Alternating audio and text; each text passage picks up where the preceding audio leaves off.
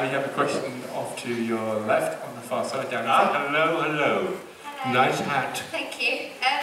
Do you have any tips for anyone who wants to get into acting? Don't do it. Very nice, and thank you for listening to me. Please give it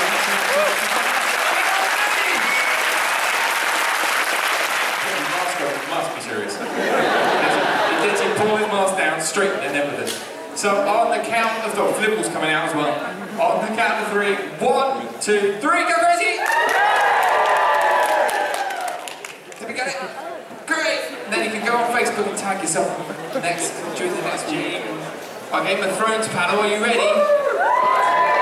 If you'd like to ask questions, you may do. And we have 2 actors for you today. So ladies and gentlemen, we have, first of all, I keep saying this, I'll say it the right way around this time. Spoilers, thank you very much. The former head of the Night's Watch, who's no longer in the series, of course. Please go up for James Cosmo, and we have a White Walker as well, whose name I can't read quite well on this, but I know his first name is Ross. So please give it up for Ross and James Cosmo!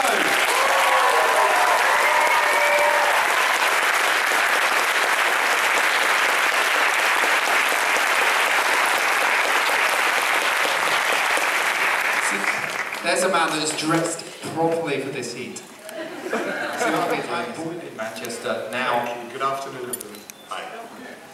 Game of Thrones is has become a massive phenomenon. How did both of you get your parts in it, and what was it like when you first got to meet the fans and see their reaction? I was sent some pages.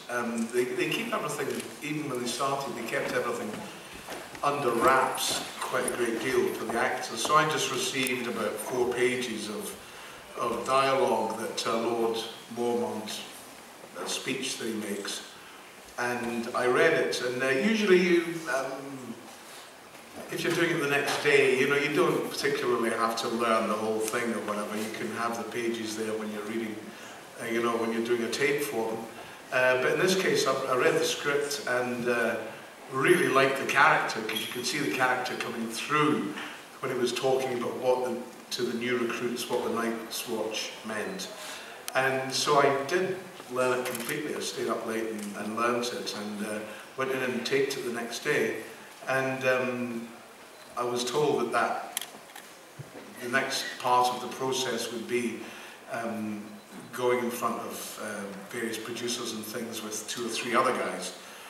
And then they have to choose. But luckily George Martin saw it, and that was it. They just said, would you like to play Lord Mormont? But even in the first season, I don't think anyone, you can never tell how successful something's going to be. So there wasn't a huge fan reaction to begin with, but my goodness, when it got out there, it was extraordinary, and has been extraordinary ever since. So that's a very long-winded answer. I'm so sorry. I'll hand over to Ross and let him talk. Well, mine was very different. I'd just come off doing Clash of the Titans with Connor O'Sullivan, who does the prosthetic makeup for the White Walker on Game of Thrones. They phoned me and asked me to come down. He wanted me to meet with the casting director. The character had already appeared, as you probably know, very, very briefly in the shadows in the very first episode of the first season. But they wanted to change it up a bit and go with a different look for the character. They wanted something more Native American looking.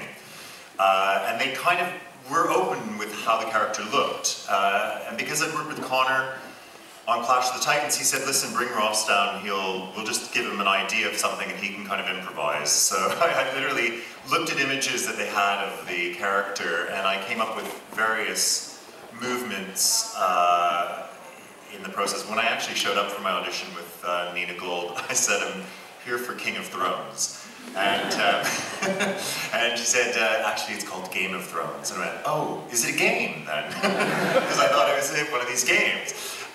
but she said, no, it's an Emmy award-winning show. And I went, oh, okay, great. But I went in, I had a really good audition, it was great. They asked me if I could ride a horse, which I can't. They said, are you willing to? I said, I'm willing to learn, yes. So they sent me out on a lot of horseback riding lessons and a lot of fittings and a few meetings with Dan and Dave, the producers, and then I was suddenly on set filming this lovely, amazing character for a very brief appearance at the end of the second series, and pretty much they've never really known exactly how much of me is going to be seen from season to season. It's always a bit of guesswork for themselves. They said, you know, next season's going to be your big season, and then they said, well, maybe not next season. Maybe it'll be the season after that, because I think once they address the White Walkers coming into it largely, they kind of can't go back from that. So hopefully season 5 and season 6 will produce more. That's my long-winded answer. Right, so if you have a question, please feel free to stick around.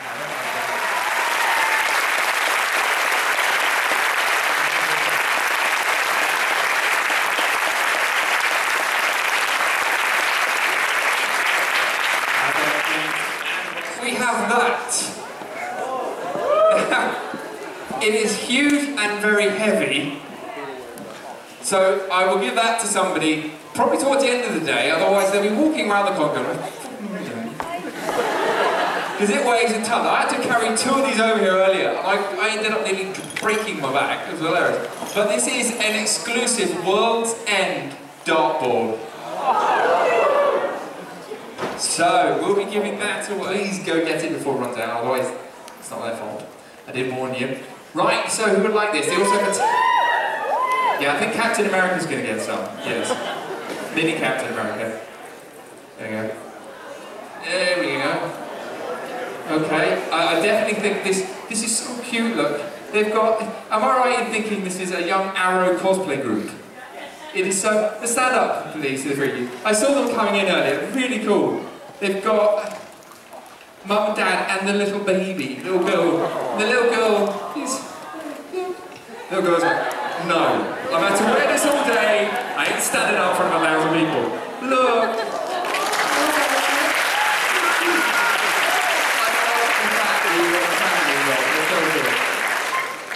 We'll have a couple of boxes, so Mummy and Daddy can have one on their own together, and you can, look, see, Mummy and Daddy have to share, but you can have one all to yourself. And this is the point where they go, I hate him, he just got my daughter hopped up on sugar. So she'll be now running around going, right, I'm going to try and get out towards the back, because I realise that this is a huge auditorium, and, who had the hand down here? You had your hand up? Well, then don't put it down! Please don't put your hands down, I can't mind read. Did you go to London to get that t-shirt? They were giving away in London many moons ago. No? I don't want anyone. I just remember with the green hand. Right, so just go right at the back. Don't see though. Don't put your hands down. When I say go right up to the back, someone on the hand back went. No. Dude, very indecisive. Someone asked me if this is a good job earlier. I said, no, but it's a good exercise. You gave one of this weight earlier. It's something that's stuck.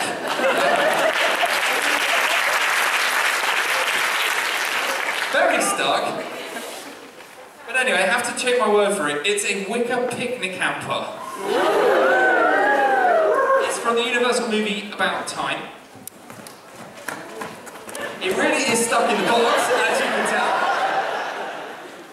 See, now, Frank, you might want to stand just about where you are to get this. I want you in front of, we're about, I don't know, it's about 1,000 people, just around about 800,000 people in here. Now, what you're going to do, your friend's going to film this, and you're going to just wish your wife happy anniversary and tell her how much you love her in front of all of these people, and then get the picnic basket. And then you can take her out for a lovely picnic when it stops raining. Want to do it in the rain? Fine, but okay. So, are you ready, Will? What's your wife's name? Okay. Okay, so, and after he said that, everybody cheered up and whatever. So on the count of 3, pick the basket on the line. They'll think if it's genuinely good enough, they will cheer louder. If they don't, you get it. On the count of 3, 1, 2, 3. I love my wife so much, I got 1,000 people to help me say, I love you.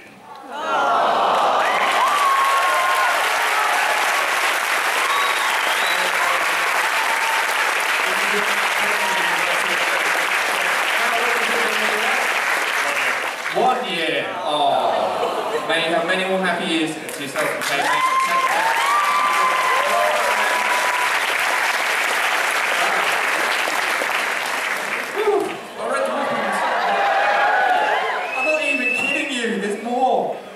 Oh, wait a minute, wait a minute. It looks like it's an official pub dartboard. Right, put this down now.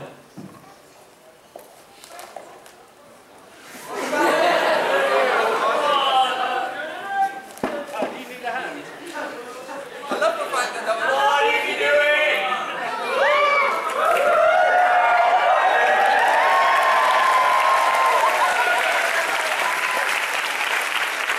Oh wow, the Red Dwarf guys are here.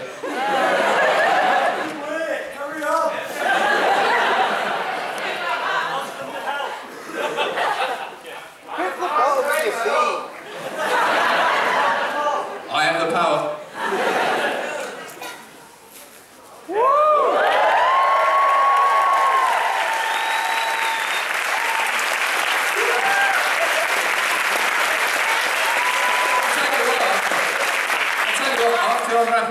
After this, I'm wrapping presents at Christmas. It's going to seem like an anticlimax. Right? So, this is a genuine awards, and yeah, I've got to put it all bloody back now. Oh, Jesus Christ. Thanks, because you're not getting anything else. Right, this is a genuine, I can't open this now, but it's got a genuine dartboard inside that is actually cardboard. There's some chalk bits to write on. This is a genuine pub dartboard. It is absolutely fantastic. Oh, who would like this then? Righty, let's see now. Yeah, I've got the crew back there. I've got the Red Dwarf cards wanting it as well. This could be fun. Right, so I'm going to put it on the floor because I can see this falling and then becoming a hilarious sensation on bloody YouTube.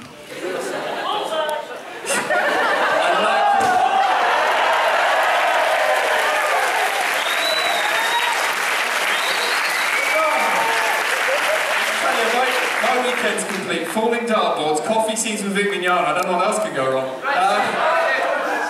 Don't you piss off, you've already done that one. Right then, so let's quickly give this to somebody. Who doesn't want it? Somebody hasn't figured the game out there, have they? Because if you'd have all put your hands up, it would have been probably a lot easier. Right, so let's see who doesn't want this. I'm going to have to get him to come. He really doesn't. He's positive. Are you his wife? Yeah. I love the fact his wife there is going, he don't want it. He's very grumpy. So, we've already had a really lovely one-year wedding thing, and now a grumpy... Oh, he's so mean. I don't want to carry on trying to put your hand down, love. Simple. Do you want the dartboard down the front? No, he doesn't. Okay, fine. I'm going to give it to... Haley there. You. I want to just squeeze that. Me? Subsonically loud. This is yours. I'm going to leave you to come and pick it up.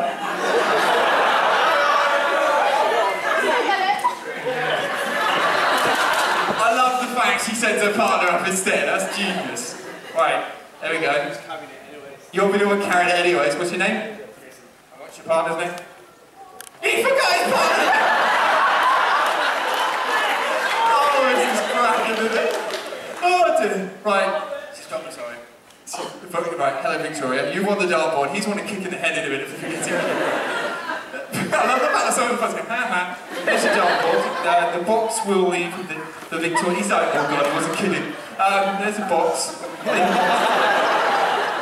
I'll leave the box there. And the cardboard as well. I'll put my hand aside, that goes on the top. Give him a round of applause. There we go. It's time to welcome on stage our guests from the fantastic series Red Dwarf we all know and love. We have, first of all, she played the female pride, so we've got a male and the female pride on the stage today. How cool is that? We can go for bigger woo than that. So ladies and gentlemen, please give it up for Judy Pascoe. She played Holly, and now we let her go up Hayridge. Also next up we will be running action. Please give it up for the fantastic Mr. Llewellyn!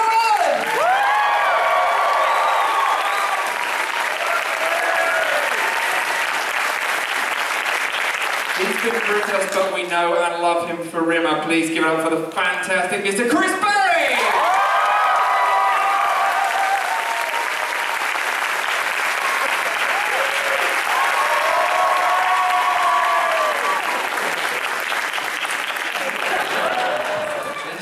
If you can tell me what Rimmer Directive 271 is, 10 points for you. Directive 271, sir. I'm not sure you should talk about that in public.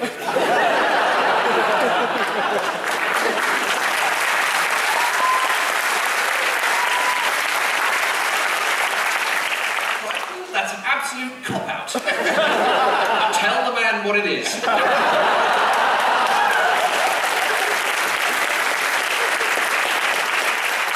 the way, has Flibble paid? Hi, a question for all of you. Would you be willing to sing or hum the Red Dwarf theme tune?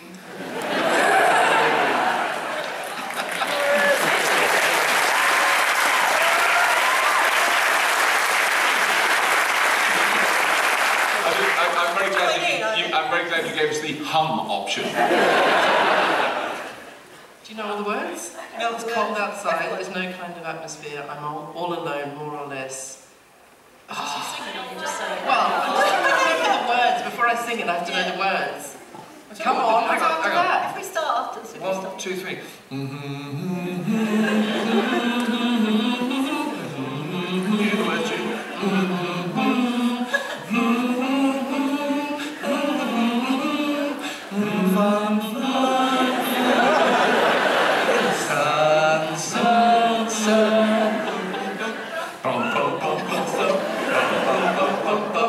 Space.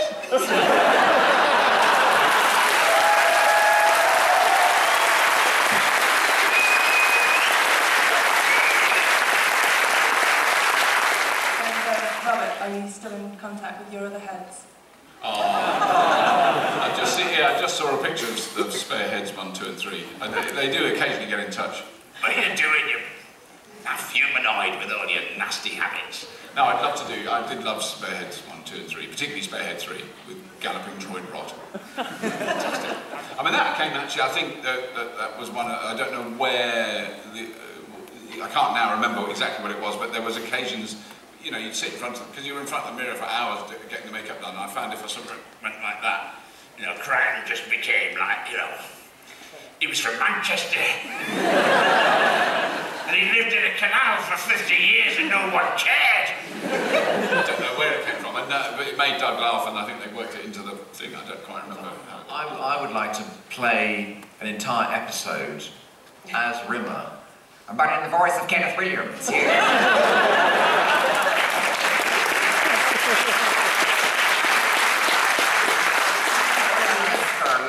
Lister, how disgusting you are. Come here, little warrior. So what's it about? Yeah.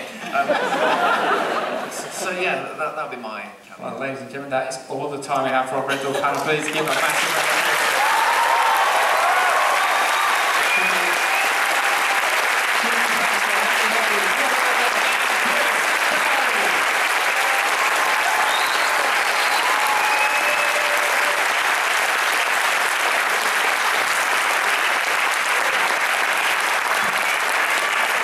The four of them will be starting at the table. You can all...